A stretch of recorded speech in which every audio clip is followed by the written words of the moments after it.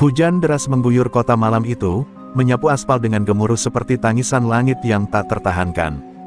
Di kolong jembatan layang, di antara genangan air dan bau pesing yang menusuk hidung, seorang pemuda kurus dengan rambut kusut duduk memeluk lutut, menggigil dalam jaket lusuh yang bahkan tak layak disebut pakaian. Namanya Arga, dan ia telah hidup seperti bayangan selama 8 tahun, tak terlihat, tak dianggap, tak dicintai.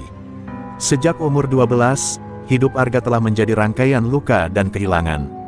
Ayahnya, seorang tukang becak, tewas ditabrak mobil pejabat dan tak pernah mendapat keadilan. Ibunya meninggal 3 bulan kemudian karena paru-paru basah. Arga tak punya siapa-siapa kecuali kalung kain usang berisi 3 jarum logam yang diwariskan oleh kakeknya, seorang tabib tua yang sering berkata, "Kelak, jarum ini bukan hanya menyembuhkan tubuh, tapi menuntunmu pada takdirmu." Tapi bagi Arga kecil yang lapar dan kedinginan, kata-kata itu seperti dongeng, tak berguna saat perut kosong dan dunia begitu kejam. Ia tumbuh di jalanan, menjadi pemulung, kadang pengemis, kadang penjaga parkir liar. Anak-anak seumurannya bermain di sekolah, sementara ia belajar membedakan makanan sisa yang masih layak dimakan dari tempat sampah restoran mahal. Malam itu, Arga batuk keras, dada sesak, dan tubuhnya mulai demam. Ia belum makan sejak pagi, dan satu-satunya yang ia miliki hanyalah roti basi yang disimpannya dalam kantong plastik robek. Di sela-sela rasa menggigil, ia menggenggam kalung jarumnya dan menatap ke langit. "Kakek, kalau jarum ini bisa menyelamatkanku, lakukan sekarang." Tapi yang menjawabnya hanya suara hujan dan deruk knalpot. Tak jauh dari tempatnya meringkuk, sebuah mobil mewah berhenti di depan rumah sakit elit yang berdiri menjulang. Dari balik jendela yang mengembun, Arga melihat seorang wanita parubaya menangis histeris, digandeng seorang pria berjas. Mereka masuk terburu-buru, membawa setangkai bunga mawar putih. Arga tak tahu siapa mereka, tapi wajah sang wanita terlihat sangat hancur, seolah hatinya baru saja runtuh untuk kesekian kalinya. Arga merasa ada sesuatu yang aneh. Jantungnya berdetak tak biasa, dan jarum-jarum di kalungnya terasa hangat, seperti merespon sesuatu. Ia memegangnya dengan erat. Hujan mulai reda, tapi pikirannya bergolak. Untuk pertama kalinya dalam hidupnya, ia merasa bahwa sesuatu sedang berubah, seolah ada benang takdir yang perlahan menariknya ke arah rumah sakit megah itu. Di saat semua orang mengejar impian dengan mobil, gelar, dan koneksi, Arga hanya memiliki 3 hal: kemiskinan, kesepian, dan 3 jarum misterius yang tak pernah ia pahami. Namun malam itu, di tengah kegelapan, sesuatu yang tak terlihat sedang menulis ulang hidupnya. Ia belum tahu bahwa takdir akan mempertemukannya dengan wanita yang tertidur dalam koma 3 tahun lamanya, dan bahwa tangan kotornya, yang biasa meraba tempat sampah, akan menjadi kunci penyembuhan paling ajaib yang pernah terjadi di kota itu. Dan begitulah, kisah seorang pemuda pengemis dimulai bukan di istana atau sekolah tinggi, tapi di kolong jembatan, di antara kehinaan, rasa lapar, dan bisikan pusaka tua yang akan mengubah dunia. Langit mulai memudar dari hitam pekat menjadi kelabu kehijauan saat fajar merangkak pelan di balik gedung-gedung kaca. Arga belum tidur, tubuhnya masih menggigil, tapi pikirannya jauh dari rasa dingin. Tatapannya terpaku pada rumah sakit mewah yang berdiri angkuh tak jauh dari tempatnya berlindung. Ada sesuatu yang membuatnya tak bisa berpaling. Sesuatu yang ganjil, seperti panggilan sunyi dari dalam tembok kaca itu, memanggilnya tanpa suara. Di lantai paling atas rumah sakit itu, dalam ruangan khusus dengan jendela menghadap kota, terbaring seorang perempuan muda dengan wajah tenang seperti sedang bermimpi. Ia adalah Selin Kusuma, pewaris tunggal perusahaan raksasa Kusumatek. 3 tahun lalu, ia mengalami kecelakaan mobil yang penuh teka-teki. Tak ada luka parah, namun ia tidak pernah bangun. Dokter menyebutnya koma vigil, tubuh hidup, jiwa mengembara entah kemana. Setiap hari, ibunya datang membawa bunga mawar putih, berharap Selin bisa membuka mata. Tapi harapan itu seperti membisik ke tembok. Dunia terus berjalan, teknologi terus berkembang, namun putrinya tetap terkurung di dunia tak kasat mata. Berbagai pengobatan sudah dicoba, dari dokter spesialis sampai tabib luar negeri. Tak satu pun berhasil, seakan-akan tubuh Selin menolak dijangkau siapapun, seolah menunggu tangan yang sangat spesifik, tangan yang tak pernah mereka bayangkan. Pagi itu, perawat jaga bernama Burini melihat sesuatu yang tak biasa dari jendela kaca di lorong rumah sakit. Ia melihat seorang anak muda lusuh berdiri memandangi gedung dari seberang jalan, seperti patung hidup. Entah mengapa, nalurinya tergelitik. Matanya tertuju pada leher anak muda itu, di sana tergantung sebuah kalung kain yang menonjolkan 3 benda kecil mengilap, jarum logam kuno dengan ukiran khas yang membuat matanya melebar. Bu Rini bukan perawat biasa. Ia adalah anak dari tabib terakhir aliran Senji, sebuah garis penyembuhan langka dari Tiongkok yang menghilang sejak puluhan tahun lalu. Ia tahu betul bentuk 3 jarum suci itu, karena ayahnya pernah berkata, jika suatu hari kamu melihat 3 jarum Senki bersatu kembali, maka seseorang telah ditunjuk langit untuk menyembuhkan jiwa yang hilang. Dan sekarang, anak jalanan itu memilikinya. Dengan hati-hati, Bu Rini menyusup keluar rumah sakit dan menyapa Arga. Arga terkejut, biasanya, orang seperti dia diusir, bukan disapa. Nak, kalungmu itu, dari mana? Arga sempat ragu, tapi karena tubuhnya terlalu lelah dan mata wanita itu begitu tulus, ia bercerita singkat tentang kakeknya yang seorang tabib dan memberinya warisan itu sebelum meninggal. Bu Rini hanya mengangguk pelan, lalu berkata, ikut saya. Ada seseorang, yang mungkin bisa kamu bantu. Arga bingung, ia tak pernah masuk ke gedung seperti itu. Lantai marmer licin, dinding mengkilap, dan aroma antiseptik yang menusuk. Para suster memandangnya dengan heran, beberapa dengan jijik. Tapi Bu Rini menggenggam tangannya erat. Mereka naik ke lantai atas, menuju ruangan paling sunyi, ruangan di mana Selin berbaring dengan wajah damai, seperti boneka porselen. Dan ketika Arga berdiri di samping tempat tidur itu, tubuhnya seketika gemetar. Jarum-jarumnya mulai berdenyut pelan, menghangat, seperti hidup. Arga menatap wajah Selin yang tak bergerak, dan entah mengapa, ia merasa mengenal wanita itu, meski tak pernah bertemu. Hatinya berdebar, bukan karena takut, melainkan karena jiwanya sedang mengetuk jiwa lain yang terkurung dalam tidur panjang. Udara di dalam ruangan itu terasa berat, seolah waktu berjalan lebih lambat di sana. Arga berdiri mematung di samping tempat tidur Selin, menatap perempuan yang belum pernah ia kenal, namun entah mengapa seperti sudah akrab di lubuk hatinya yang paling dalam. 3 jarum di kalungnya terus bergetar halus, seolah mendesak keluar dari kantong kainnya. Arga menahan napas, seperti tubuhnya tahu bahwa sesuatu yang luar biasa sedang menantinya. Bu Rini menatap tajam ke arah Arga. Kau harus mencoba, kau bukan tabib biasa, kau adalah pengemban jarum. Aku tahu ini terdengar gila, tapi hidup Selin mungkin memang menunggu tanganmu. Arga tertegun, ia hanyalah pemuda yang bahkan tak tahu cara membaca nama obat, apalagi mengobati orang koma. Tapi dalam hatinya, ada desakan lain, sebuah dorongan lembut tapi kuat yang berasal entah dari mana, menyuruhnya mempercayai naluri dan warisan darahnya. Dengan tangan gemetar, Arga membuka kantong. Kainnya, 3 jarum itu mengilap samar, masing-masing berbeda panjang dan ukiran. Ia ingat sedikit petunjuk dari mendiang kakeknya, tentang 3 titik kehidupan, tempat di mana energi jiwa tersimpan dan bisa disentuh.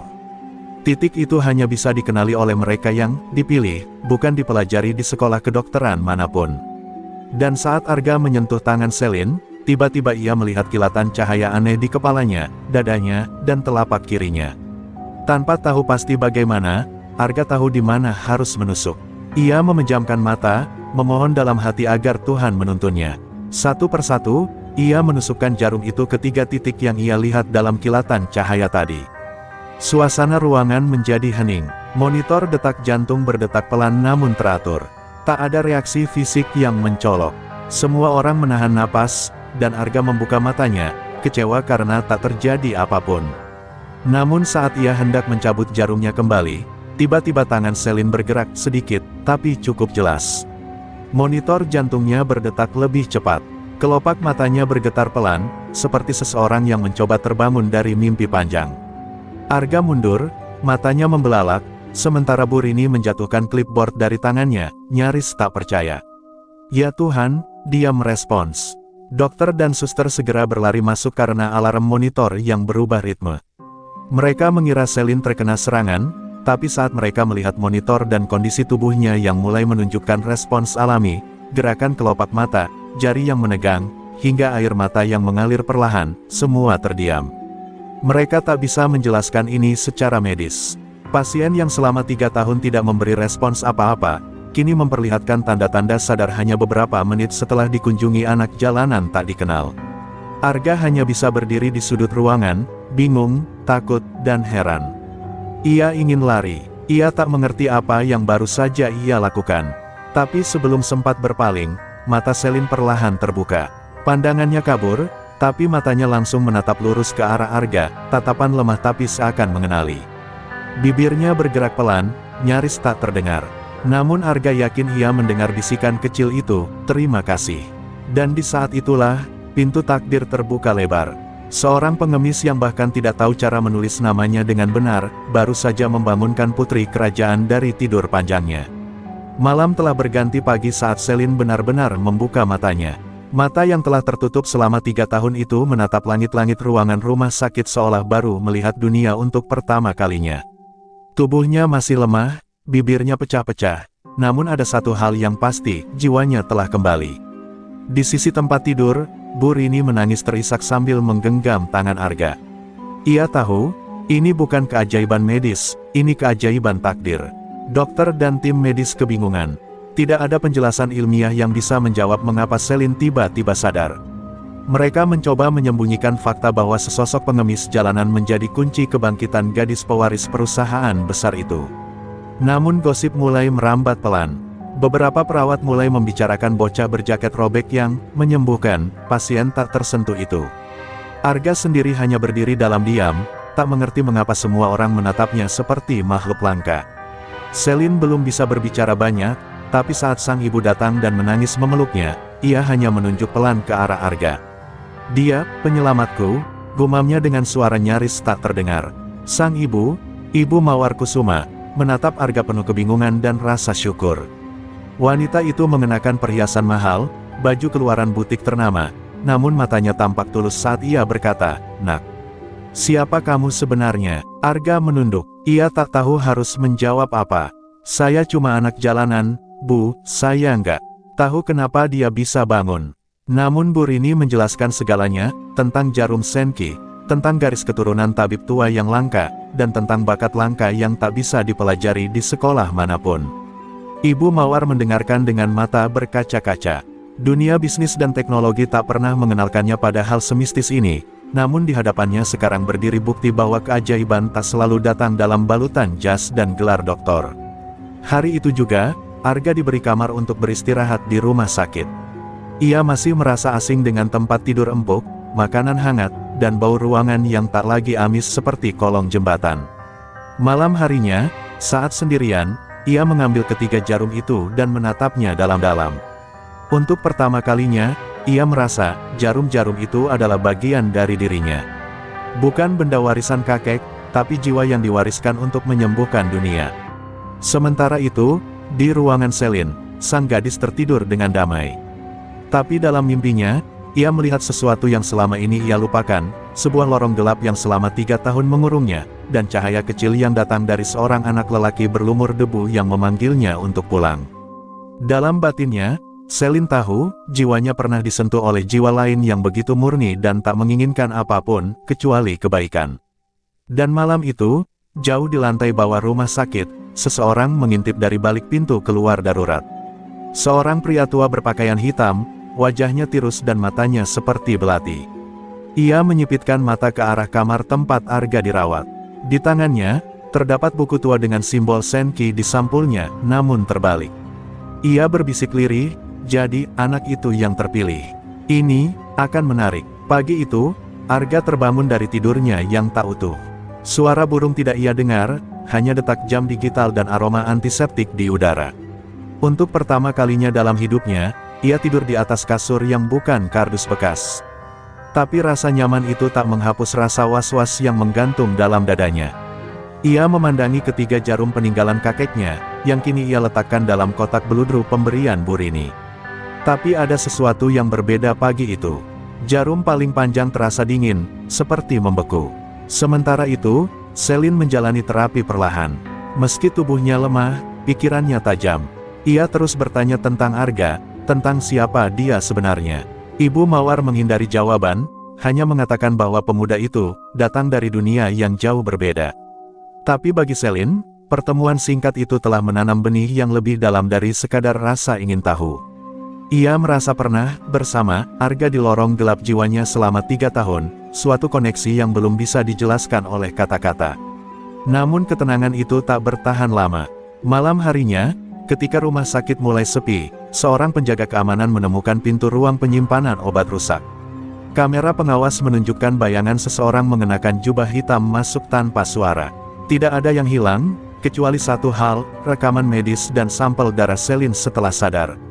Para dokter bingung, rumah sakit segera meningkatkan keamanan. Tapi Burini merasakan firasat buruk. Ia tahu, seseorang sedang memburu misteri kebangkitan. Saat ia memberitahu Arga, pemuda itu hanya bisa terpaku. Ia tidak tahu mengapa jarum-jarumnya tiba-tiba menjadi dingin. Burini, dengan wajah pucat, membuka lemari tuanya dan mengeluarkan gulungan naskah tua berbahasa Cina kuno, warisan terakhir dari ayahnya. Kekuatan Senki bukan hanya untuk menyembuhkan. Jika jatuh ke tangan yang salah, jarum-jarum itu bisa digunakan untuk membangkitkan kebencian dan membunuh jiwa seseorang dari dalam. Arga menatapnya, Neri. Ia tidak pernah berpikir benda itu bisa menjadi senjata. Sementara itu, pria berjubah hitam yang mengintai malam sebelumnya kini berada di sebuah ruang bawah tanah yang remang. Ia membuka kitab Senki terbalik miliknya dan menyalakan dupa hitam. Anak itu belum tahu kekuatan penuh 3 jarum. Tapi segera, dia akan paham bahwa warisan suci tidak boleh diberikan kepada yang lemah. Di hadapannya, tampak sesosok patung batu menyerupai manusia yang tampak hidup, berlumur akar dan belatung. Saat ketiga jarum menyatu dengan darah keturunan Sen terakhir, kunci pintu, roh penguras jiwa, akan terbuka. Keesokan harinya, Arga mendapat kunjungan dari seorang pria berkemeja rapi mengaku sebagai sekretaris pribadi Ibu Mawar. Ia menawarkan Arga pekerjaan tetap di yayasan sosial milik Kusumatek, gaji besar, tempat tinggal, dan masa depan. Tapi tatapan mata pria itu dingin, terlalu tertata. Arga menolak dengan sopan, tapi pria itu meninggalkan kartu namanya dengan senyum yang aneh. Kalau kau berubah pikiran, atau kau merasa hidupmu mulai tak aman, telepon saja. Malamnya, saat Arga kembali memandangi jarum-jarumnya, ia melihat sesuatu yang membuat jantungnya berhenti sesaat. Jarum ketiga, yang paling kecil dan halus, tiba-tiba berubah warna menjadi merah tua, seolah menyerap darah. Dan di luar jendela kamarnya, dari balik tirai rumah sakit, ada sepasang mata kuning yang mengintip tajam dari balik gelap. Arga berdiri terpaku di depan jendela, napasnya tercekat. Sepasang mata kuning yang menatapnya dari balik tirai itu bukan mata manusia biasa, ia merasakan auranya, dingin seperti kematian dan tajam seperti belati. Dalam sekejap, mata itu menghilang, tapi rasa dingin menusuk dari ubun-ubun hingga telapak kakinya tak ikut pergi. Arga buru-buru menutup tirai dan mundur ke dinding. Ketiga jarum di kotak beludru tampak bergetar pelan, seakan bereaksi terhadap entitas yang mendekat. Keesokan harinya, Burini datang dengan wajah pucat. Ia membawa koran pagi yang memuat berita aneh, jenazah lama di pemakaman umum terkelupas misterius, ditemukan dalam keadaan membusuk kembali. Yang membuat Arga gemetar adalah lokasi kejadian, tak jauh dari tempat ia dulu tinggal di kolong jembatan. Burini tahu ini bukan sekadar fenomena alam. Seseorang sedang bereksperimen dengan energi mati. Ini bukan sihir biasa, ini sen terbalik, katanya dengan suara pelan namun penuh kecemasan. Di waktu yang sama, Celine perlahan mulai sembuh. Ia berjalan perlahan dengan alat bantu, dan pikirannya semakin jernih. Tapi dalam tidurnya, mimpi-mimpi aneh mulai datang. Ia melihat bayangan Arga berdiri di tengah tanah pekuburan, dikelilingi asap hitam dan jeritan jiwa. Dalam mimpinya, Arga menusukkan jarum ke tubuhnya sendiri. Ia terbangun sambil berteriak dan menangis, sementara monitor detak jantungnya berbunyi keras. Para dokter tidak bisa menjelaskan lonjakan ketakutan yang luar biasa itu. Arga pun mulai mengalami hal-hal ganjil. Saat ia berada di lorong rumah sakit, seseorang menabraknya dan berbisik pelan, "Kau akan menjadi pintu. Kau akan membuka kematian." Ketika Arga menoleh, lorong itu kosong. Tidak ada siapapun, bahkan suster yang lewat bersumpah tidak melihat siapapun melintas selain Arga. Jarum kecil, yang kini berwarna merah tua, kadang berdetak sendiri di dalam kotaknya, seperti jantung kedua yang tumbuh liar dalam benda mati. Burini kemudian membawa Arga ke rumah tua peninggalan kakeknya di pinggiran kota. Di sana, mereka menemukan ruang bawah tanah tersembunyi yang penuh dengan gulungan naskah, catatan tangan, dan simbol-simbol kuno. Di tengah ruangan itu, ada sebuah cermin batu tua yang diselubungi kain hitam. "Ini," Cermin penarik jiwa, dulu digunakan untuk mengurung roh-roh pengembara agar tidak menyatu dengan dunia manusia. Tapi ketika Arga mendekat, cermin itu tiba-tiba retak sendiri, dan sesosok bayangan hitam muncul samar-samar di balik pantulan wajahnya. Arga terdorong mundur, tubuhnya gemetar. Dari dalam cermin, muncul suara berat yang berbisik langsung ke telinganya, 3 jarum telah kau sentuh. Maka 3 pintu akan terbuka. Burini panik dan segera menarik Arga menjauh, menutup cermin itu dengan mantra dalam bahasa Kanton kuno. Arga kini sadar, bahwa apa yang ia bawa di tangannya bukan hanya harapan penyembuh, tapi juga kunci menuju kehancuran, jika jatuh ke tangan yang salah. Malam itu, seseorang menyusup ke rumah sakit. Ia bukan manusia biasa. Sosok berjubah hitam dengan tangan setengah membusuk menyelinap ke kamar Selin. Ia mengeluarkan sebuah jarum hitam panjang dari balik jubahnya, hendak menusukkannya ke dada Selin yang sedang tertidur pulas. Tapi sebelum jarum itu menyentuh kulitnya, Selin tiba-tiba membuka mata, dan dari mulutnya terdengar suara yang bukan suaranya, "Jangan kau sentuh dia." Dia sudah terlindungi oleh jiwa yang belum sepenuhnya terbangun. Sosok itu terlempar mundur, lalu menghilang ke dinding seperti kabut. Dan di tempat lain, Arga terbangun dari tidur dengan keringat dingin, tangannya memegang jarum yang tiba-tiba ada di dadanya sendiri. Jarum itu menyala merah menyala, seakan menandai bahwa perang antara terang dan gelap telah dimulai. Arga duduk sendirian di tangga rumah kayu peninggalan kakeknya. Langit pagi yang biasanya hangat kini terasa seperti menggantung awan kelabu di atas kepalanya. Jarum merah di tangannya masih menyala samar, denyutnya seirama dengan jantungnya, seolah keduanya mulai menyatu. Ia menatap jarum itu dalam diam, lalu teringat suara dalam mimpinya tadi malam, "Kau bukan pengemis, Arga, darahmu adalah warisan para penjaga gerbang jiwa." Suara itu bukan milik Burini, bukan milik kakeknya, melainkan milik seseorang yang terasa asing tapi dekat, mungkin ibunya. Sementara itu, di rumah sakit, Selin kembali bermimpi. Kali ini ia berdiri di tengah hamparan salju putih. Di hadapannya, Arga berdarah, dengan 3 jarum tertancap di tubuhnya, namun tersenyum tenang. "Kau harus menjauh dariku, Selin, aku membawa kunci yang dicari kematian," katanya. Selin menjerit, mencoba mendekat, tapi tubuh Arga mulai menghilang seperti debu yang tersapu angin. Ia terbangun dengan air mata mengalir, lalu menggenggam liontin kecil di lehernya. Ia membuka liontin itu untuk pertama kali sejak koma, di dalamnya, tersimpan foto lama ibunya dan seorang pria mirip Arga. Tak lama kemudian, Ibu Mawar memanggil Burini untuk berbicara empat mata. Mereka duduk di ruang pribadi, dan dengan suara pelan, Ibu Mawar mengaku, "Aku mengenal wajah Arga, karena aku pernah mencintai seseorang yang sangat mirip dengannya." Ia lalu mengeluarkan foto tua dari dompetnya, seorang lelaki muda berpakaian sederhana, berdiri di depan klinik pengobatan Cina, Tabib Gong Li, ayah kandung Arga. Dia pria yang aku cinta sebelum akhirnya dijodohkan dengan ayah Selin. Tapi dia menghilang sebelum tahu bahwa aku mengandung anaknya. Burini menatapnya dengan mata berkaca-kaca. Jadi, Arga dan Selin bukan saudara kandung. Ayah mereka berbeda, ujar Ibu Mawar cepat, seakan menebak pikiran Burini. Tapi mereka terhubung oleh garis darah yang sama, garis para penjaga titik jiwa. Keturunan para pembuka jalur roh. Penjelasan itu seperti menghantam kepala Burini dan membuka kotak rahasia lama dalam dirinya, tentang ramalan dari kitab Senki yang menyebutkan bahwa jika dua garis jiwa yang kuat bertemu dalam satu zaman, maka gerbang antara dunia dan bayangan akan retak. Sementara kebenaran itu mulai terkuak, sosok berjubah hitam kembali bergerak.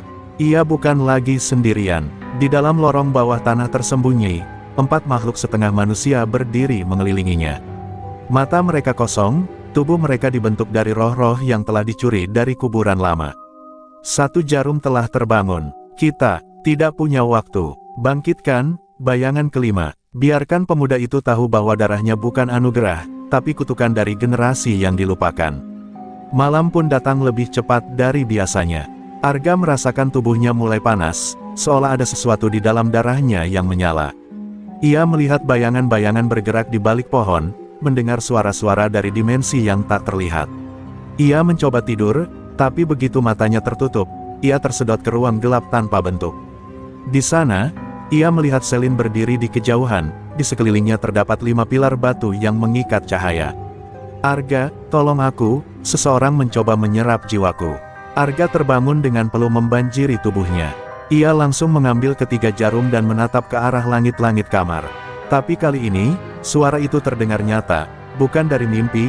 Jika kau tak segera memilih siapa yang akan kau lindungi, maka takdir akan memilihkan kematian untukmu. Dan di balik suara itu, muncul bayangan kelima, makhluk mengerikan yang seluruh tubuhnya terdiri dari wajah-wajah manusia yang berteriak dalam bisu. Bayangan kelima muncul dari kegelapan malam, bukan dengan suara, tapi dengan jeritan sunyi yang menggema langsung ke dalam batin Arga. Tubuh makhluk itu tidak padat, namun membentuk wajah-wajah manusia yang menggeliat dalam penderitaan. Arga berdiri terpaku di ambang pintu rumah kayu, menggenggam erat ketiga jarumnya. Hawa di sekitarnya turun drastis, kabut hitam merayap dari tanah, dan udara membawa aroma tanah kuburan yang membusuk. Tapi entah mengapa, jarum ketiga dalam genggamannya justru semakin bersinar merah terang, seolah tertantang untuk melawan kegelapan itu. Pilihannya hanya satu, desis suara dari bayangan itu. Kau lindungi gadis itu, atau kau kunci kekuatanmu untuk selamanya. Arga menggertakkan gigi. Pilihan macam apa ini? Ia belum sepenuhnya memahami kekuatan dalam dirinya, tapi ia tahu satu hal pasti, jika ia membiarkan Selin diserang oleh makhluk ini, maka semuanya akan sia-sia. Tapi jika ia menggunakan jarum ketiga dalam kondisi belum siap, jiwanya sendiri bisa terbakar oleh energi Senki yang belum terkendali. Sementara itu, di rumah sakit, Selin mulai menggigil hebat. Tubuhnya kejang, mulutnya mengeluarkan napas berembus seperti asap. Para suster dan dokter panik, tapi peralatan medis tidak menunjukkan apapun yang salah. Ini bukan medis, ini bukan dunia kita, ujar Burini yang tiba-tiba muncul di ruang ICU. Ia meraih liontin Selin dan membuka lipatannya, cahaya putih langsung keluar menyilaukan ruangan. Arga, kau harus cepat, jiwanya mulai terkikis. Arga akhirnya melangkah maju. Ia menusukkan jarum pertama ke titik, Sinmen, di dadanya. Lalu jarum kedua ke titik, Senting, di dahinya. Tapi ketika hendak menusukkan jarum ketiga, jarum merah darah itu, ia terhenti. Sebuah bayangan dirinya muncul di hadapannya, sosok yang lebih tua, dengan mata kosong dan wajah tanpa emosi. Jika kau lanjutkan, kau tidak akan jadi manusia biasa lagi. Kau akan menjadi penjaga, dan penjaga tidak memiliki kehidupan pribadi. Tanpa menjawab, Arga berteriak dan menusukkan jarum ketiga ke pergelangan tangan kirinya. Ledakan cahaya merah keperakan menyebar luas dari tubuhnya. Bayangan kelima menjerit dan tubuhnya mulai hancur satu persatu, wajah-wajah manusia yang menempel padanya beterbangan, kembali ke langit seperti bintang jatuh. Tapi Arga juga jatuh tersungkur. Tubuhnya bergetar hebat, kulitnya panas seperti bara. Ia menggenggam tanah, mencoba mempertahankan kesadarannya. Dalam pikirannya, ia melihat Selin, tersenyum dalam kabut. Di rumah sakit, detak jantung Selin kembali normal. Ia membuka matanya perlahan dan menangis, tanpa tahu kenapa. Ia hanya berbisik, Arga, dengan suara penuh getar, seolah roh dalam dirinya baru saja kembali dari jurang. Maut, Burini memandangnya dengan campuran syukur dan takut. Ia tahu, penyatuan ketiga jarum itu telah terjadi, dan dunia roh kini tidak lagi tertutup bagi Arga. Arga terbangun di dalam ruangan penuh kabut putih. Ia sendirian, tapi merasa ada ribuan roh yang memperhatikannya. Dari kabut itu muncul seorang lelaki tua bermata tajam dan berjubah hitam keperakan, sosok kakeknya, Tabib Gongli. Kau sudah membuka pintu, cucuku, tapi itu baru ujian pertama. Jalanmu kini tidak hanya untuk menyembuhkan, tapi untuk menjaga keseimbangan antara yang hidup dan yang tak ingin mati. Arga ingin bertanya, ingin menangis, ingin kembali ke pelukan dunia nyata. Tapi sang kakek hanya menunjuk ke satu arah, cahaya terang yang berdenyut seperti jantung. Dan ketika Arga melangkah ke arah cahaya itu, ia sadar satu hal, hidupnya yang lama, sebagai pengemis, sebagai anak jalanan, sebagai manusia biasa, telah berakhir. Kini, ia adalah penjaga jarum, pemilik warisan darah suci, dan pelindung dari kegelapan yang akan datang dalam bentuk yang belum pernah dunia saksikan. Arga keluar dari kabut putih itu dengan tubuh yang masih lemas, namun matanya kini menyimpan kedalaman yang tak pernah ia miliki sebelumnya. Ia menyentuh ketiga jarum yang kini terasa menyatu dengan darahnya. Di luar, dunia terlihat sama, namun hatinya tahu segalanya sudah berbeda.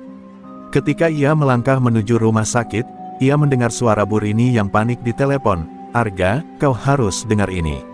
Ibu Mawar, dia dalam bahaya. Arga bergegas menuju rumah keluarga Selin dengan perasaan aneh yang menggantung di dadanya. Sesampainya di rumah itu, Arga disambut dengan suasana yang kelam.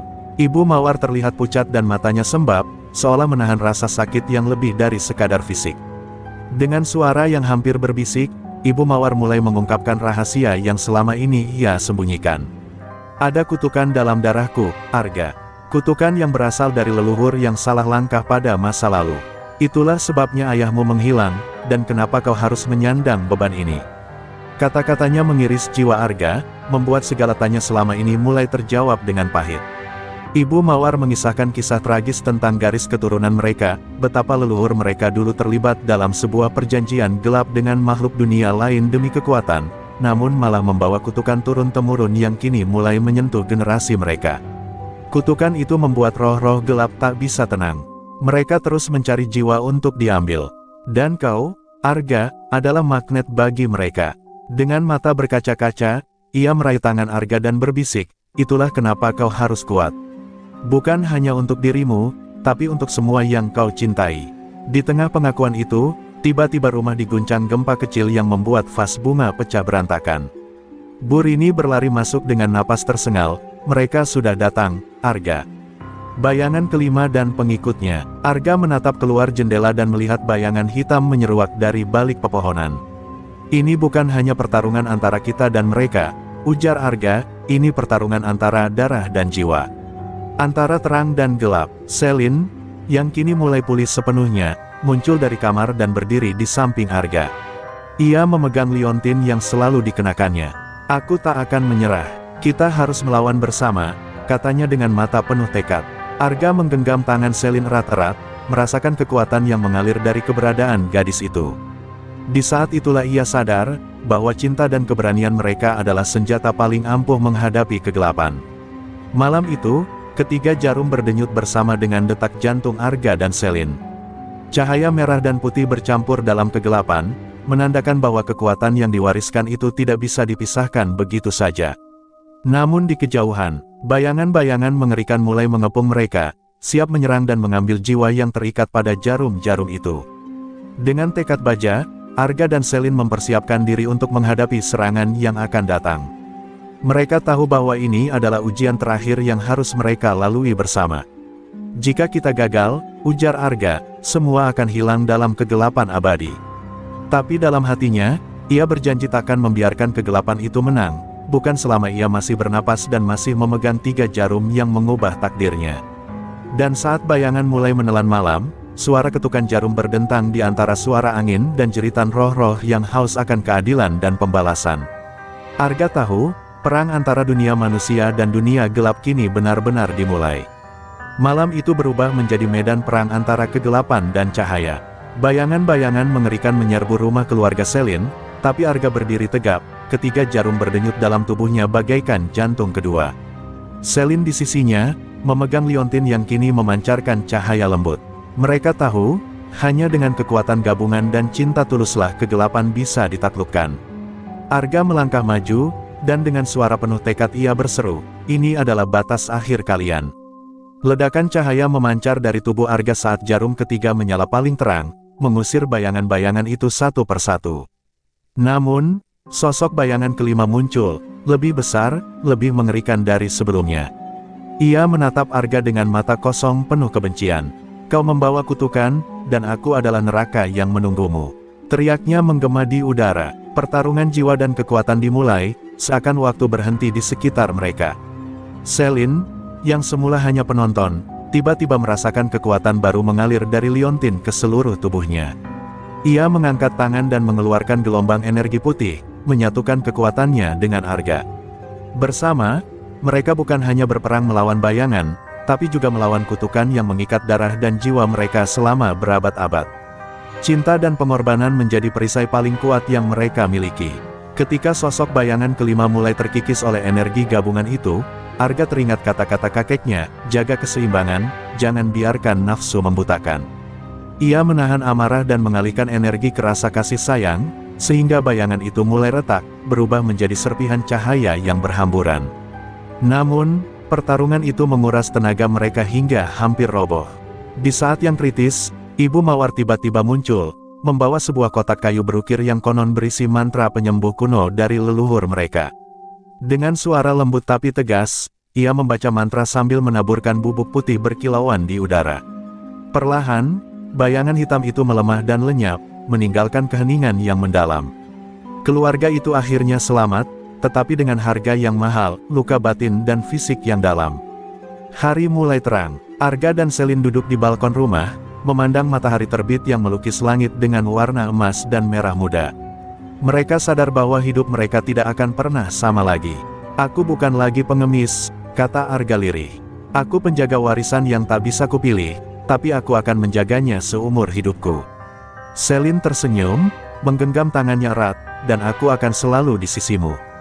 Di kemudian hari, kisah Arga yang dulu hanya seorang pengemis kini berubah menjadi legenda. Ia membuka klinik pengobatan yang menggabungkan ilmu tabib leluhur dan akupuntur mistis, membantu banyak orang sembuh dari penyakit yang tak bisa dijelaskan. Selin, yang kini menjadi CEO wanita muda, memimpin perusahaan keluarganya dengan hati yang penuh harapan dan tekad baru. Mereka tidak hanya menyembuhkan tubuh, tapi juga jiwa yang terluka. Dan meskipun kegelapan pernah hampir menang, warisan darah dan jiwa yang mereka pegang menjadi pelita untuk generasi berikutnya. Di balik ketiga jarum itu, tersimpan kekuatan yang menghubungkan masa lalu, masa kini, dan masa depan, sebuah fajar baru yang lahir dari cinta, pengorbanan, dan keajaiban yang tidak pernah berhenti.